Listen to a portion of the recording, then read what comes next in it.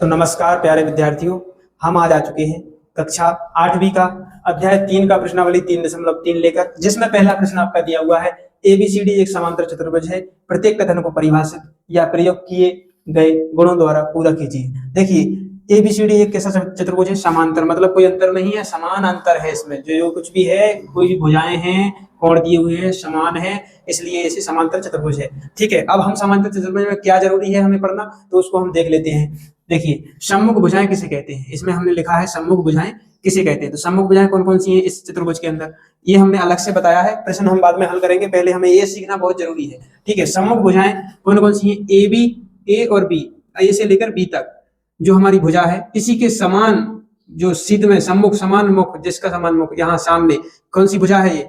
D C. ठीक है, तो ए बी और डी सी सम्मुख भुजा हो गई। और इसके बाद तथा लगा है ए डी, देखो ए से डी तक और ऐसा ही बी से सी तक, ये हमारी समान भुजाएं हैं। इसके समान भुजा ये है और इसके समान भुजा ये है, तो ये कैसी हो गई? सम्मुख भुजाएं हो गई। सम्मुख मतलब समान मुख है, सामने सामने मुख है जो, उसकी सम्मुख भुजाएं हैं। ठीक है, सम्मुख कोण कौन से हैं? अब सम्मुख कोण देखिए, यहाँ पे एक कोण बनेगा तो यहाँ पे कोण बना है।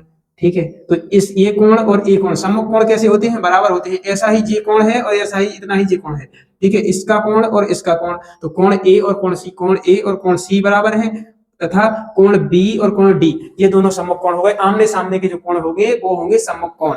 ठीक है, अगला देखते हैं हम, आसन्न भुजाएं कौन सी हैं? आसन्न भुजाएं देखिए, देखो ए से बी तक और बी से सी तक, मतलब एक जो भुजा है वो समाप्त होगी और एक प्रारंभ हो जाएगी, तो वो भुजाएं कैसी हो जाएंगी? आसन्न भुजाएं हो जाएंगी। बिल्कुल लाइन से देखो, A B B C, A B से बी सी, ये आसन्न भुजा हो गई। फिर बीसी से देखो, बीसी से यहां से शुरू, यहां से शुरू हुई यहां तक, फिर यहां से यहां तक बीसी और सी डी, ये हमारी हो गई आसन्न भुजा। आसन्न भुजा को जो हमारी एक भुजा प्रारंभ होती है, एक समाप्त हो जाती है, फिर दूसरी प्रारंभ हो जाती है, उसे हम आसन्न भुजा बोलेंगे। ठीक है, आसन्न कोण कौन कौन है, जो कौन कौन से हैं? आसन्न कोण को हम, कोण ए देखो यहाँ पे बनेगा, कोण बी यहाँ पे बन जाएगा। ठीक है, यहाँ पे कोण बना है एक, यहाँ पे आसन्न कोण हो गया, फिर यहाँ पे बी पे फिर से कोण बनेगा और फिर सी का। देखो यहाँ से अगर लाइन ड्रॉ की जाए और यहाँ पर ले जाए, तो यहाँ पे एक कोण बना, एक कोण यहाँ पे बना, फिर इसके इस लाइन के अंदर यहाँ कोण बनेगा, यहाँ कोण बनेगा। ठीक है, तो ये हो गए हमारे आसन्न कोण। आमने सामने जो देखो, सम्मुख कोण किसे कहेंगे? जो आमने सामने कोण बनेंगे उन्हें सम्मुख कोण कहेंगे। आसन्न कोण किसे कहेंगे? एक ही लाइन पर जो कोण बना हुआ है आमने सामने, तो उसे कहेंगे आसन्न कोण। आमने सामने का मतलब नीचे, सामने सामने सामने बिल्कुल सीधा। ठीक है, वो हो जाएगा हमारा आसन्न कोण। अब जो हमारा जो दी गई है, जो भुजाएं जो दी गई हैं, कोण दिए गए हैं, इनको हम कुछ इस तरीके से पढ़ेंगे, इसको हम मिटा रहे हैं। ठीक है,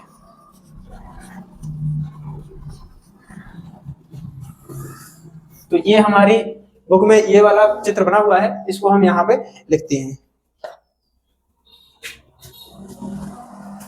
देखिए एडी बराबर क्या है, तो ए और डी बराबर क्या है? देखिए एडी बराबर है हमारा बीसी, क्या है? बीसी। तो यहां लिख देंगे हम बी और सी। जैसे ए और डी ये भुजा बनी हुई है, ऐसी ही सी, बी और सी बनी हुई है हमारी भुजा। तो यहाँ पे हम लिखेंगे क्योंकि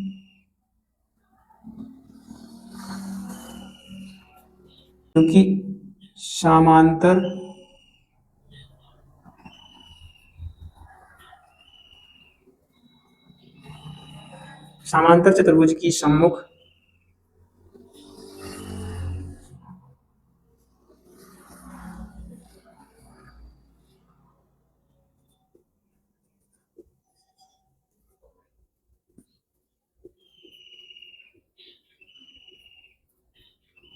ये हो जाएगा हमारा, क्योंकि समांतर चतुर्भुज की सम्मुख भुजाएं यानी आमने सामने की जो भुजाएं, इसके सामने की ये भुजा, इसके सामने की ये भुजा, जो बराबर माप की होती है। कैसे भी समांतर चतुर्भुज होगा तो उसमें आमने सामने की भुजाएं सभी बराबर होंगी। अब यहाँ पे देखिए, देखो डीसीबी के बराबर कौन सा कोण है? डीसीबी के बराबर कौन सा? डीएबी होगा। ठीक है, तो यहाँ पे लिखेंगे डी ए और बी, ये हमारा बराबर हो गया कोण। ठीक है, यहाँ पे लिखेंगे क्योंकि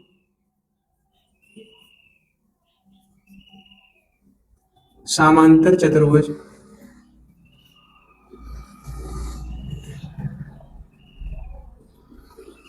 सम्मुख कोण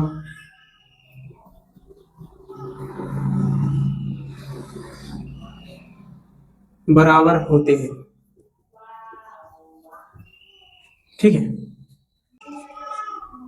अब अगला दिया हुआ है ओ सी बराबर क्या होगा, देखो ओ सी यहाँ से यहाँ बिगड़ जा रहा है, तो यहाँ से यहाँ ये बराबर हो जाएगा, तो ओ सी बराबर लिख देंगे हम ओ ए, क्योंकि लिखेंगे हम क्योंकि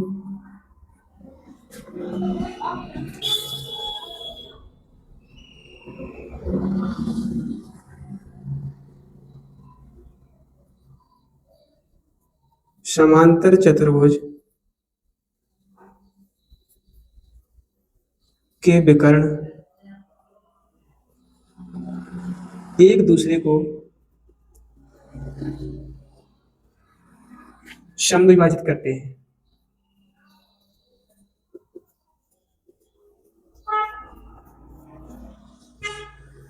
देखिए इसमें क्या लिख दिया हमने, क्योंकि समांतर चतुर्भुज के विकर्ण है जो एक दूसरे को समद्विभाजित करते हैं। देखिए यहाँ से विकर्ण आया यहाँ तक, तो यहाँ से ये विकर्ण गया, ये देखो दो बराबर भागों में बांट रहा है, यहाँ से यहाँ तक और यहाँ से यहाँ तक, जो समद्विभाजित का मतलब है समान दो भागों में एक दूसरे को विभाजित करते हैं। अगला दिया हुआ है डी ए बी, तो यहाँ पे देखें डी ए बी, ठीक है, और फिर दिया हुआ है सी डी ए, फिर लिखा है सी डी ए, यहाँ से बना हुआ था हमारा, यहाँ को गया, फिर यहाँ से यहाँ को आ गया, ठीक है। तो इसमें कौन सा बन रहा है, इसके बराबर में देखो यहां से कितना दो, जब दो आसन कोण बनेंगे तो इसमें क्या हो जाएगा 180 डिग्री हो जाएगा, ठीक है, 180 डिग्री आएगा, क्योंकि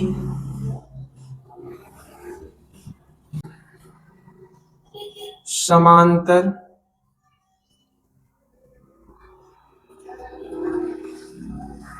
चतुर्भुज के आसन्न कोण समपूरक होते हैं, या 180 होते हैं, या समपूरक, कुछ भी बोल सकते हैं, समपूरक होते हैं, ठीक है। ये हमारे प्रश्न क्रमांक 1 का उत्तर हो गया और ये हमने समझ भी लिया है, ये ऐसे उत्तर लिखेंगे। अगला प्रश्न क्रमांक जो दिया है उसको हम पढ़ते हैं। दूसरा प्रश्न कुछ इस तरीके से दिया हुआ है, देखिए निम्न समानांतर चतुर्भुज में अज्ञात एक्स वाई जेड का मान ज्ञात कीजिए। जो पहले में दिया हुआ है, पहला जो सवाल दिया हुआ है आपने, इसमें एक्स वाई और जेड का मान हमें ज्ञात करना है। इसमें एक मान दिया हुआ है 100 डिग्री, यहाँ पे कोण बना हुआ है, ठीक है। तो यहाँ पे हम लिखेंगे हल, हम जानते हैं क्या जानते हैं, देखिए y बराबर हम ये जानते हैं कि 100 होगा, 100 डिग्री। क्यों होगा, क्योंकि समांतर चतुर्भुज के सम्मुख कोण कैसे होते हैं, बराबर होते हैं, ठीक है। ये क्या हुआ, y बराबर हमने 100 कैसे मान लिया, ये इस तरफ यदि देखो समांतर चतुर्भुज उन्होंने बताया है कि समांतर चतुर्भुज है, तो समांतर चतुर्भुज जब है ये, तो इसके सामने का जो कोण होता है सम्मुख कोण, वो क्या होता है, बराबर होता है। यहाँ पे यदि 100 दिया है तो इसके बराबर में भी 100 ही आएगा, ठीक है। तो यहाँ पे y बराबर क्या माना है 100, y बराबर दिया है 100, क्योंकि समांतर चतुर्भुज के सम्मुख कोण कैसे होते हैं, बराबर होते हैं। अब यहाँ पे हम मानेंगे x प्लस वाई बराबर 180, एक कैसे मान लिया, क्योंकि लिखेंगे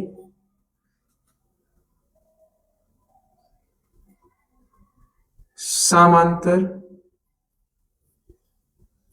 चतुर्भुज के आसन्न कोण हैं जो हमने पहले भी पढ़ा चुके हैं, समपूरक होते हैं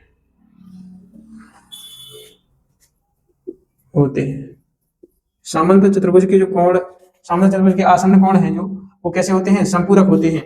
एक x है और ये y है, इसके यहाँ से यहाँ तक का जो कोण बनेगा वो आसन्न कोण होगा, वो कैसा होता है 180 डिग्री होता है। तो यहाँ पे देखिए अब y का मान हमारा कितना था 100, तो y की जगह हम 100 लिख देंगे, इसकी जगह y लिखा हुआ है और 180 ये है। इसको हम इस तरफ ले जाएंगे, जो गणित में लिखा हुआ है, अंक में लिखे हुए हैं, तो 180 डिग्री से 100 डिग्री हम माइनस कर देंगे, तो x बराबर कितना निकल के आएगा 80 डिग्री, ठीक है। तो x बराबर 80 निकला है, देखिए इस बराबर हमारा 80 निकल के आया है x बराबर। तो इस तरफ का भी आसन्न कोण कैसा होता है, आमने सामने के कोण बराबर होते हैं, तो z बराबर क्या हो जाएगा 80। जब x बराबर 80 है तो z बराबर भी 80 होगा, तो तथा z बराबर 80 डिग्री, क्योंकि कैसा हो जाएगा x बराबर z हो जाएगा, ठीक है। ये हमारा इसमें आ गया। अब यहाँ पे देखो x का हमारा निकल गया था, y का हो गया, z का हो गया, तो हम लिखेंगे अतः x बराबर कितना निकला 80, y बराबर कितना था 100 और z बराबर कितना निकल के आया 80 डिग्री। उत्तर। ठीक है, उन्होंने यही बोला था एक्स वाई जेड का मान निकालिए, तो हमने एक्स वाई जेड का मान निकाल दिया है। पहला प्रश्न हो चुका है, दूसरा देखते हैं, दूसरे का दूसरा।